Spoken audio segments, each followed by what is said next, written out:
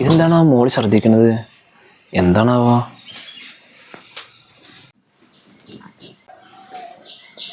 ഇതെന്താ മോളവിടെ ഛർദ്ദിക്കണേ? അതന്നെ ഇപ്പൊ ഞാനും നോക്കണേ, എന്താണ് അവ ഛർദ്ദിക്കണത്? എന്നാ നീ ഒന്ന് പോയി ചോദിക്കേ, എന്നിട്ട് വയ്യാന്നുണ്ടെങ്കിലേ ആ ഡോക്ടറെ ഒന്ന് കാണിച്ചിട്ട് വാ. ചിലപ്പോ എന്തെങ്കിലും വയറിന് പിടിക്കാത്ത എന്തെങ്കിലും കഴിച്ചിട്ടുണ്ടാവും, അതായിരിക്കും ഇങ്ങനെ. എന്തായാലും ഒന്ന് പോയി ചോദിക്ക് നീ. ഞാൻ ചോദിക്കാം.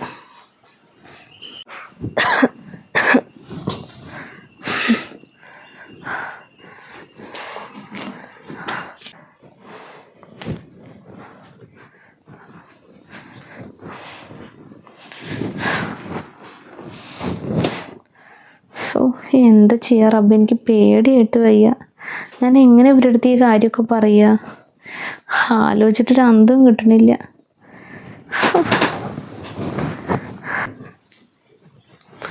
ഹൻസില, എന്താ മോൾ എങ്ങനെ ഇരിക്കണ്? നിനക്കെന്താ വയ്യേ? വയറിന് പറ്റാത്ത എന്തെങ്കിലും കഴിച്ചോ നീ?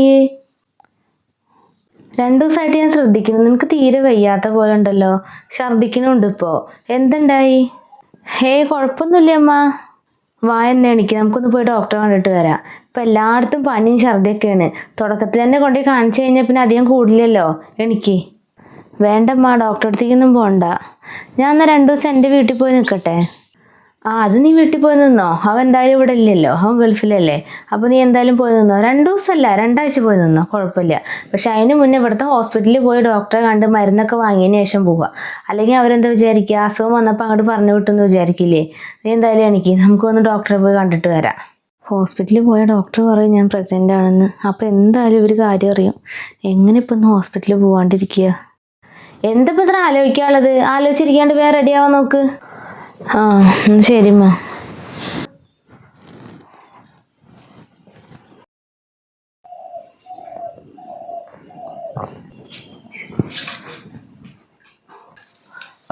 നിങ്ങൾ വന്നോ? എന്താ ഡോക്ടർ പറഞ്ഞ്? ഇതാ വരുന്നുണ്ടല്ലോ മരുമോള്, അവളോട് തന്നെ ചോദിച്ചു നോക്ക്. ഇതെന്താ വിളിക്ക് പറ്റി? മുഖം കടന്നൽ കുത്തിയ പോലെ ഇരിക്കണ്ടല്ലോ.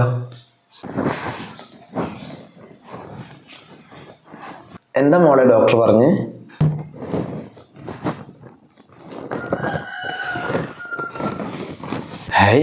ഇതെന്തപ്പണ്ടായി? ഞാനതിന് വേണ്ടാത്തൊന്നും ചോദിച്ചിട്ടില്ലല്ലോ.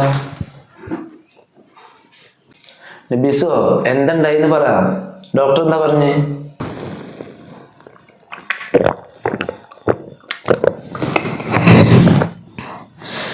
ആ കുരുത്തം കെട്ടോളം നമ്മുടെ കുടുംബത്തിന്റെ മാനം കളഞ്ഞു. ഇനി എന്റെ മോനോട് ഞാൻ എന്താ പറയാ? നമ്മളെ വിശ്വസിച്ചിട്ടല്ല അവൻ അവളോട് ആക്കിയിട്ട് പോയേക്കണത്. അതിനിപ്പോ എന്തുണ്ടായി? എന്തുണ്ടായിന്നോ? നിങ്ങളുടെ ആ മരുമോളില്ലേ, അവള് ഗർഭിണിയാണത്രേ, ഗർഭിണി. എന്താ നീ പറയണേ? ഇതിപ്പോ 2ാം മാസമാണത്രേ. ഇവൾക്ക് ഈ കാര്യമൊക്കെ നേരത്തെ അറിയായിരുന്നു. അതല്ലേ അവള് ഞാൻ ആദ്യം ഡോക്ടറെ കാണാൻ പോകാൻ വിളിച്ചപ്പോൾ അവള് വരാണ്ടിരുന്നത്. അവളെ നമ്മുടെ കുടുംബത്തിന്റെ മാനം കളഞ്ഞു. എൻ്റെ മോൻ ഗൾഫിലല്ലേ, ഇനി അവര് നാട്ടിലേക്ക് വരണ്ടേ? അപ്പൊ ആൾക്കാരെ മുഖത്ത് എങ്ങനെ നോക്കും? പാവം എൻ്റെ കുട്ടി. കണ്ണി കണ്ട ആൾക്കാരെ കുട്ടികളുടെ തന്തേമാനെ ഞാൻ എൻ്റെ മകനെ സമ്മതിക്കില്ല. നീയേ അവളുടെ ഉമ്മാനെ പാനെ വിളിച്ച് കാര്യം എന്താ വെച്ചാ പറയും. അവരോട് വരട്ടെ, എന്നിട്ട് അവര് വന്നിട്ട് അവളെ കൂട്ടി പോയിക്കോട്ടെ. അല്ലാണ്ട് ഇപ്പൊ എന്ത് ചെയ്യാ? നീ എന്താ ആലോചിച്ചിരിക്കുന്നത്? നീ ഇപ്പൊ തന്നെ വിളിച്ച് അവരോട് പറയ്, അവരോട് ഇങ്ങോട്ട് വരാൻ.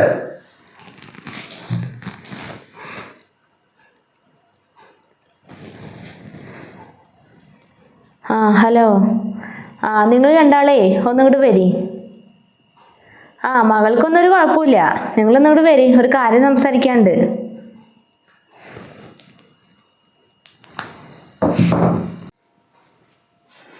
ഇനി നാട്ടുകാരും വീട്ടുകാരും എല്ലാവരും അറിയും. അവരൊക്കെ എന്നോട് ചോദിച്ച് ഞാൻ എന്ത് മറുപടിയാ പറയുക? ഇങ്ങനെ ഒരുത്തീനാണല്ലോ എൻ്റെ മകനക്ക് കിട്ടിയത്. ഞാനേ നിന്റെ വീട്ടിലേക്ക് വിളിച്ച കാര്യങ്ങൾ പറഞ്ഞിട്ടുണ്ട്. അവരിപ്പോൾ വരും. അപ്പം തന്നെ നീ ഇവിടുന്ന് പോയിക്കോ. ഇനി നിന്നോട് ആവശ്യമില്ല. ഇതിനാണല്ലേ നീ ഇടയ്ക്കിടയ്ക്ക് നിന്റെ ഫ്രണ്ട്സിനെ കാണാനെന്ന് പറഞ്ഞിട്ട് ഇവിടുന്ന് പോകുന്നത്. ഇപ്പോഴല്ലേ കാര്യം മനസ്സിലായത്. എൻ്റെ മകനോട് നിനക്ക് എങ്ങനെയാണ് ഇങ്ങനെ ചെയ്യാൻ തോന്നിയത്? നിന്നെ വിശ്വസിച്ചിട്ടല്ല ആ മരുഭൂമി കിടന്ന് എൻ്റെ മകൻ കഷ്ടപ്പെടുന്നത്. നിനക്ക് കൂടി വേണ്ടിയിട്ടല്ലേ അവൻ കഷ്ടപ്പെടുന്നത്. എന്നിട്ടാണ് അവനോട് നീ ഇങ്ങനെ ചെയ്തത്.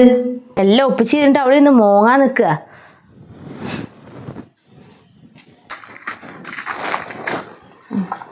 അൻസില എവിടെ? അൻസില അവിടെ ഉണ്ട്. നിങ്ങളവിടെ കയറിയിരിക്കേ. എന്താ നിങ്ങൾ പെട്ടെന്ന് വരാൻ പറഞ്ഞത്? ആ വരാൻ പറഞ്ഞാലൊരു കാര്യമുണ്ട്, ഞാൻ പറയാം. നിങ്ങളോട് ഇരിക്കേ.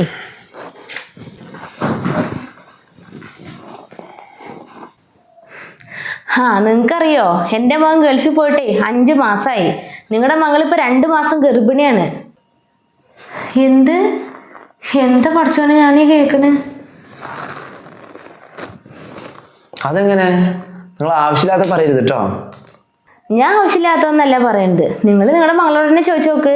ഞങ്ങൾ എത്ര ചോദിച്ചിട്ടും നിങ്ങളുടെ മകള് വായ തുറക്കണില്ല. ഇവിടുന്ന് ഇടയ്ക്ക് കൂട്ടുകാരെ കാണാനാണ് പറഞ്ഞിട്ട് ഇവിടുന്ന് ഇറങ്ങി പോകാറുണ്ട്, അല്ലാണ്ട് ഞങ്ങൾക്കൊന്നും അറിയില്ല. അവൾക്ക് 2-3 ദിവസമായിട്ട് നല്ല ക്ഷീണവും തളർച്ചയൊക്കെ ഉണ്ടായിരുന്നു. അപ്പം ഇന്നാണ് ഈ ഛർദ്ദിക്കുകയും ചെയ്തു. അത് കണ്ടിട്ട് ഞാൻ ഡോക്ടറെ അടുത്ത് പോകാൻ വിളിച്ചാണ്. അപ്പോൾ അവൾക്ക് വരാൻ മടി. കാരണം എന്താ, അവൾക്ക് ഇത് അറിയ സംഭവം അവള് ഗർഭിണിയാണ് എന്ന്. ഇന്ന് ഡോക്ടറെ അടുത്ത് കൊണ്ടുപോയപ്പോഴല്ലേ ഞങ്ങൾക്ക് കാര്യം മനസ്സിലായത്. ഞങ്ങൾ എന്തായാലും ഒരു തീരുമാനം എടുത്തു. ഇനി എന്തായാലും അവൾ ഈ വീട്ടിൽ വേണ്ട. നിങ്ങൾ പോകുമ്പോഴേ അവളെയും കൂടി കൂടെ കൊണ്ടുപോയിക്കോ. ഇത് പറയാനാണ് നിങ്ങളോട് വരാൻ പറഞ്ഞത്. നിഷാന്റെ വാപ്പ പള്ളിക്കാരെ കാണാൻ പോയിക്കാണ്. ഇതിലൊരു തീരുമാനം ഉണ്ടാക്കണല്ലോ. നമ്മളത്തെ നീ വീട്ടിൽ അവിടെ വിളിച്ചിട്ട് വന്ന്.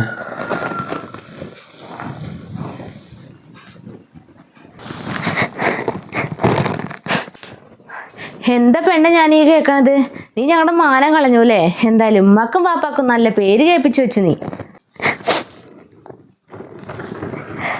ഇനിയിപ്പോൾ കുടുംബക്കാരെയും നാട്ടുകാരെയും മുന്നിലൊക്കെ തല ഉയർത്തി എങ്ങനെ നടക്കാൻ പറ്റുക? എന്തായാലും ഇനി ഇവിടെ നിൽക്കാൻ പറ്റില്ല. എന്തൊക്കെ എടുക്കാനുള്ള വെച്ച് വേഗം എടുക്കാൻ നോക്ക്. താഴെ ഉപ്പരിക്കുന്നുണ്ട്, വാ പോവാ. ഇനി എന്തായാലും നിനക്ക് ഇതുപോലൊരു കുടുംബം ഇനി നിനക്ക് എന്തായാലും കിട്ടാൻ പോകണില്ല. അതുപോലൊരു ജീവിതം കിട്ടില്ല. നല്ലൊരു മരുമകനായിരുന്നു, ഒരു ദുസ്വഭാവവും ഇല്ല, നല്ല വീട്ടുകാരും. ഇനി പറഞ്ഞിട്ട് എന്താ കാര്യം? അങ്ങനെ ഒരാളെ വിട്ടിട്ടാണല്ലോ നീ ഈ പണി ചെയ്തത്. ഉമ്മ, നല്ലൊരു ജീവിതം നീ കൊണ്ടുപോയി തൊലച്ചില്ലേടി ദുഷ്ടത്തി. നീ എൻ്റെ വയറ്റിൽ തന്നെയാണോ പിറന്നത്? ആ മനുഷ്യൻ ഇനി പുറത്തിറങ്ങി നടക്കണ്ടേ? നീ ആ കാര്യങ്ങളിൽ ഒന്ന് ആലോചിച്ചോ? നീ ആ നാട്ടുകാരും വീട്ടുകാരും മുഖത്ത് ഞാൻ എങ്ങനെ നോക്കും? നീ മതി ആലോചിച്ച് കരഞ്ഞിരിക്കാണ്ട് എടുക്കാനുള്ള എന്താ ചെടുക്ക്, പോവാൻ നോക്കാം.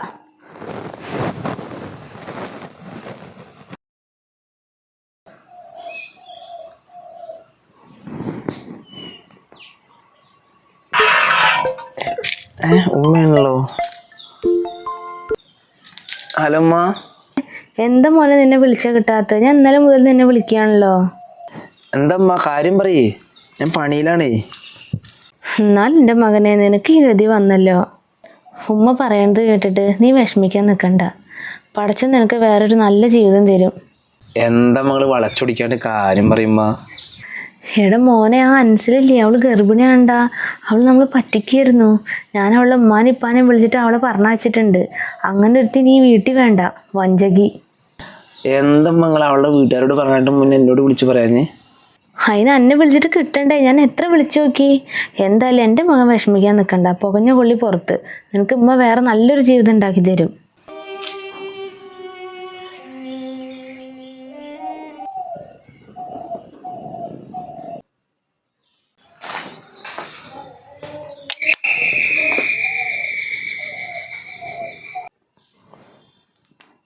ആരാണ് ഈ നട്ടുച്ചയ്ക്ക്? വാ, ഒന്ന് കിടക്കാനും സമ്മതിക്കില്ല മനുഷ്യന്. ആരപ്പത്?